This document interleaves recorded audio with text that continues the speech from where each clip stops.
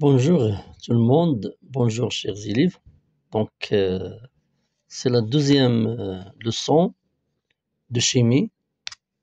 Donc, pour les deuxième année baccalauréat,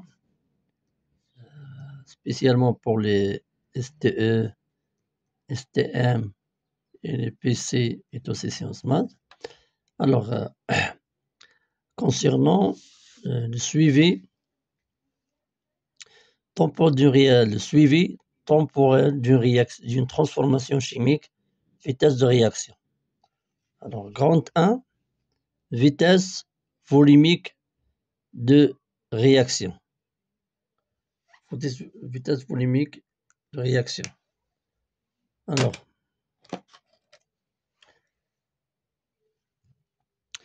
définition. C'est quoi la vitesse volumique d'une réaction? Donc, la vitesse volumique de réaction est égale à la dérivée de l'avancement x par rapport au temps divisé par le volume du milieu réactionné. Ou bien la quantité de matière formée ou disparue par unité de temps et de volume. C'est-à-dire, elle exprime la quantité formée ou bien disparue par unité de temps. Alors ça, c'est la définition. Alors, pour l'expression mathématique, l'expression est la valeur de la vitesse à l'instant donné. En général, la vitesse égale 1 sur v fois d de x sur d de t. Alors, d'après l'expression, on peut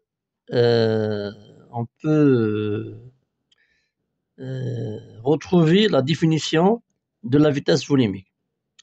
Alors, la vitesse volumique est égale à la dérivée de l'avancement x par rapport au temps divisé par le volume du milieu réactionné.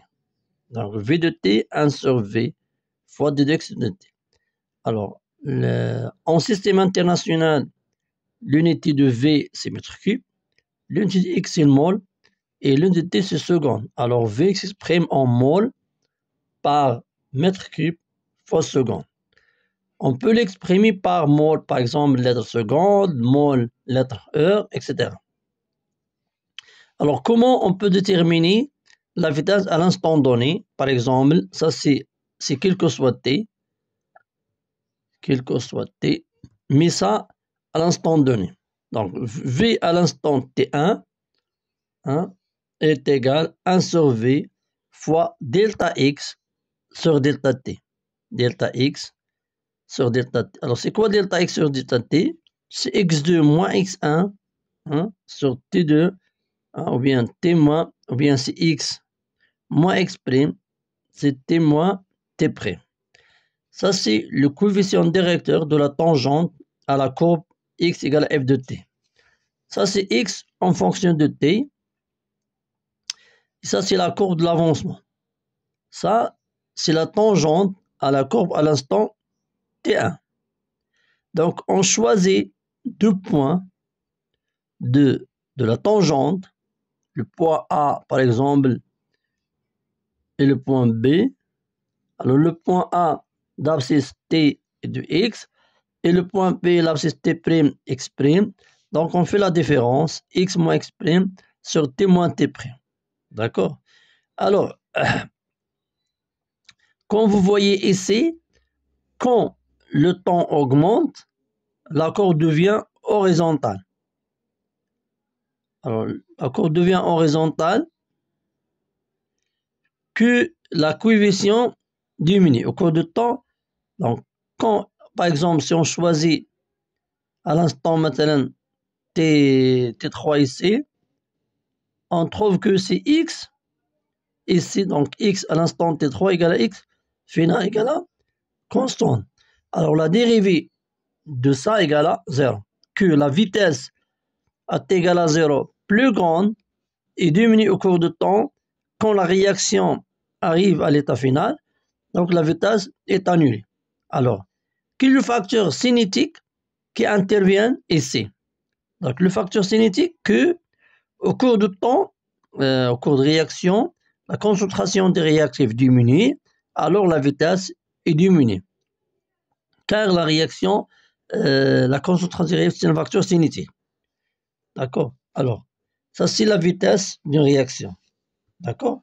Alors, la première partie, ou bien la grande 1, que les choses à retenir, donc la vitesse égale 1 sur V d de x sur d de t.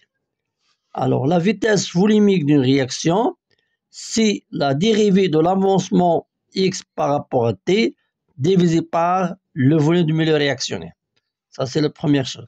La deuxième chose, que la vitesse à l'instant t1 égale 1 sur v x moins x' sur t moins t'. Ça, c'est le coefficient directeur à la tangente à t1. Par exemple, ça, c'est la courbe. Ça, c'est la courbe comme ça. D'accord? Par exemple, ça, c'est l'instant, par exemple, l'instant t1 ici. Donc, on a la tangente comme ça. D'accord? Ça, c'est la tangente. Alors, on choisit deux points, par exemple, ça et ça. Hein, et on choisit les, donc, ça, c'est les abscisses. On fait la différence, on obtient la vitesse. Troisième chose, que au cours de temps, donc au cours de temps, quand le temps augmente, la vitesse diminue, car la concentration des réactifs est diminue. On passe maintenant à la deuxième chose dans cette leçon, c'est le temps de demi-réaction. C'est quoi le temps de demi-réaction? Alors, le temps de demi-réaction est la durée au bout de laquelle l'avancement x est égal, bien atteint, à la moitié de l'avancement final. Le temps de demi-réaction est la durée au bout de laquelle l'avancement x atteint la moitié de l'avancement final, c'est-à-dire que x à l'instant t1 demi égale à x final sur 2. Alors, ça c'est la définition, que x à l'instant t1 demi égale à x final sur 2. D'accord? Comment on peut déterminer t1 demi? Ça c'est par exemple, ça c'est la courbe. Alors, ça c'est comme ça. Ça c'est x final. On le divise par 2, comme ça. Ça c'est x final sur 2. Et on trouve t1 demi. D'accord? Ça c'est facile à déterminer. Parfois, la courbe ou bien l'état final n'est pas, donc c'est comme ça par exemple, l'état final n'est pas représenté dans la courbe, mais la réaction est totale. La réaction est totale. Alors, c'est quoi la réaction est totale? La réaction est totale, donc la signification est que le réactif limitant est consommé, totalement. Que le réactif limitant, il est consommé totalement. Deuxième chose, que x final égale à x max. Alors, d'après le tableau d'avancement, on obtient x max, alors x t1 demi, il devient x max sur 2. Donc, on trouve sa valeur ici, on la cherche dans la courbe ici, on obtient par exemple ici, et ça c'était un 2. D'accord? Hein, c'est une remarque importante ça. Alors, remarque, donc c'est une remarque dans le cas d'une transformation totale, la disparition totale de réactif limitant, alors x final égale à x max, x t1 demi égale à x max sur 2. Alors, déterminer t1 demi, ça c'est deux cas. Le premier cas où x final est indiqué ici, ça c'est facile. Le deuxième cas où X final n'est pas indiqué ici, donc, mais la réaction est totale. Remarque, la connaissance du temps de demi-réaction permet de choisir une méthode de suivi adaptée au sim utilisé. Le temps de réponse inférieur à plus petit que T1,5. Ce que fait non, il a quand la réaction, par exemple, très lente, T1,5 plus grande, on peut maintenant choisir la méthode de dosage, par exemple. D'accord? Alors, ça c'est application. L'application de quoi? L'application de trouver de ces deux grandeurs, la vitesse et T1,5. D'autres façons, d'après, par exemple, la quantité de matière, la pression, le volume d'un cas, etc. Alors, mais avant de citer les applications, je vais donner quelques techniques de suivi. Alors, les techniques de suivi. Les techniques de suivi. Alors, on peut suivre, par exemple, la conductance ou bien la conductivité. Dans quel cas on peut suivre la conductance ou bien la conductivité? Dans le cas où il y a l'intervention des ions. Où il y a l'intervention des ions, soit dans les réactifs, soit dans les produits, c'est-à-dire dans le mélange réactionnaire. Deuxièmement, on peut utiliser le dosage. Le dosage. Le dosage, maintenant, on a, par exemple, le dosage. Comment on utilise la technique de dosage? Par exemple, on a ici un mélange réactionnel. Mélange réactionnel. Et on prend, par exemple, à chaque c'est le pas, par exemple, à chaque minute, maintenant, on prend maintenant un échantillon de 10 millilitres. Hein, à chaque minute. À chaque minute, on prend, etc. On prend plusieurs échantillons. D'accord? De 10. Quand on prend 10 minutes, on le met dans l'eau glacée. Dans le glacé. Donc, à l'instant, 1 minute. À l'instant T, 1 minute. On prend 10 millilitres, on le met dans l'eau glacée. Après 2 minutes, on prend 10 millilitres de milieu réaction, on le met dans l'eau glacée, etc. On prend par exemple les échantillons, 10 ou bien.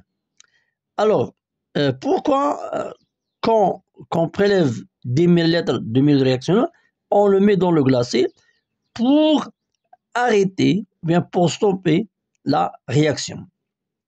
Donc, à la fin, on fait le dosage.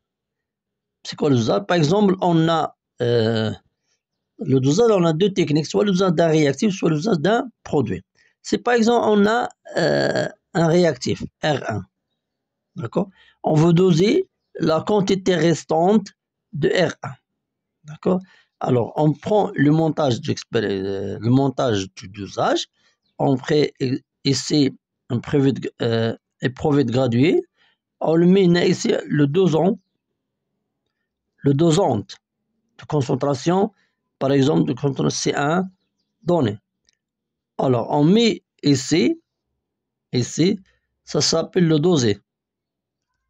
On met ici de concentration ou bien de quantité N de R1 indéterminé. D'accord? Alors, on fait ici un agitateur magnétique, etc. Alors, on peut ajouter quelques indicateurs colorés, pour repérer l'équivalence. Donc, on commence à ajouter la dosante, d'accord? Alors, quand le mélange atteint à l'équivalence, ce que les deux réactifs, ça c'est par exemple le dosant Y, et ça c'est X. Donc, on a une réaction que la quantité de Y ajoutée divisé par le coefficient égale à N de R1 par sa coefficient dans l'équation. Et ça, c'est on obtient la quantité de R1 à l'instant T1. Oui, on fait la même chose. Alors, etc. Et enfin, on trace la quantité de R1 en fonction de T. On obtient la conséquence. D'accord? Ça, c'est les techniques de dosage. Technique de dosage. Alors, d'après le résultat expérimental que le réactif R1 n'atteint pas 0, que la réaction R1, c'est pas un réactif limitant. Première chose. Deuxième chose, donc, c'est bien comment trouver, par exemple, la vitesse volumique à l'instant, par exemple, ici, à l'instant T1. Ça, c'est le tangent. Donc, comment, ça, c'est les questions les plus importantes. Deux questions. D'accord? Je l'ai cité ici. Donc, après l'expérience, on a tracé la quantité de réactif R1 en fonction de T. Alors, premièrement, comment calculer la vitesse à l'instant T1? Deuxièmement, comment déterminer T1 demi? Deux questions plus importantes ici. Alors, je vais montrer ici comment on peut trouver la vitesse. D'accord? Alors, premièrement, pour répondre à cette question, chers élèves, ça, c'est une partie importante de cette leçon que les élèves n'ont pas bien maîtrisée en général. Soit les techniques, soit les techniques, soit les PC, soit les sciences maths. Alors, essayez de suivre mes étapes pour bien répondre à cette question. Premièrement, il faut chercher la relation de X en fonction de N. D'accord? Ça, c'est premièrement. Deuxièmement, on fait la dérivée du X par rapport à 2 de T égale la dérivée de F par rapport à 2 de T. Enfin, on le remplace. 1 sur V, D de F sur D de T. C'est facile. Alors, quel que soit F. Alors, je vais commencer. Comment faire ça? Pour faire ça, on a deux choses. On a la loi et on a le tableau de variation, le tableau d'avancement. D'accord? C'est quoi la loi? La loi maintenant de pression, la loi de volume d'un gaz, la loi de la conductivité, la loi de la concentration, la loi de consommateur, etc. Alors, je reviens par exemple le tableau d'avancement. On a par exemple A, AR1, BR2, etc. Ça, c'est N initiale de R1 moins A fois X. D'accord? Alors, N de réactif 1, N à l'instant T de réactif R1, c'est N initial de R moins A fois X. Donc, on cherche X. Donc, X de T égale N initial de R1 moins N à l'instant T de R1 divisé par A. D'accord? Chers élèves, toujours, il faut séparer les variables et les constants. N initial, constante. A, constante. Donc, on fait N initial de R1 moins NT divisé par A. on le met comme ça. 1 sur A fois N initial de R1. D'accord? Alors, j'ai exprimé X en fonction de N. Alors, la dérivée de X par rapport à D de T égale. Ça, c'est constante. La dérivée égale à 0 moins 1 sur A fois D de N de T sur D de T. Alors, la vitesse égale moins 1 sur A fois V D de N de T R1 sur D de T. Alors, j'ai réussi à exprimer la vitesse volumique en fonction de T. Ça fait fonction de N. Alors, on a trouvé la vitesse. Mais comment trouver sa valeur à l'instant? Mais comment trouver la valeur à l'instant T1? Ça, c'est facile. Alors, la dérivée devient coefficient directeur. Alors, V à l'instant T1 égale A fois V N1 moins N2 T1 moins T2. D'accord?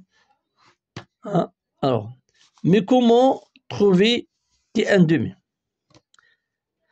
Alors, on a X de T égale N initial de R1 la A moins 1 sur A NT de R1. Alors, comment exploiter ça pour trouver T1 demi? Alors, je reviens à la définition. Donc, X à l'instant T1 demi égale X final sur 2. Donc, on va établir X1 demi en fonction de N et on va établir X final en fonction d'un. Puis, on va remplacer l'expression dans cette expression. Alors, c'est quoi X à l'instant T1 demi? C'est quoi? C'est N initial de R1 sur A moins 1 sur A N T1 demi de R1. C'est quoi X final? C'est X à T final. C'est N initial de R1 sur A moins 1 sur A N final de R1. D'accord? Alors, ça c'est X à l'instant T1, T1 demi X final. On remplace ces expressions dans la définition. D'accord? On obtient N initial de R1 sur A moins 1 sur A N1 demi de R1 égale 1 demi N initial de R1 sur A moins 1 sur A N final de R1. Donc, je élimine par un A et je multiplie de ici. De N initial, ça c'est N initial. Puis on le met ici, de initial, ça c'est N initial. Il reste que N initial de R1. Ça c'est moins N final, devient plus N final de R1 égale de N1 demi de R1. Alors, N1 demi de R1 égale à N initial de R1 plus N final de R1 divisé par 2. D'accord? Alors, si on revient à la courbe,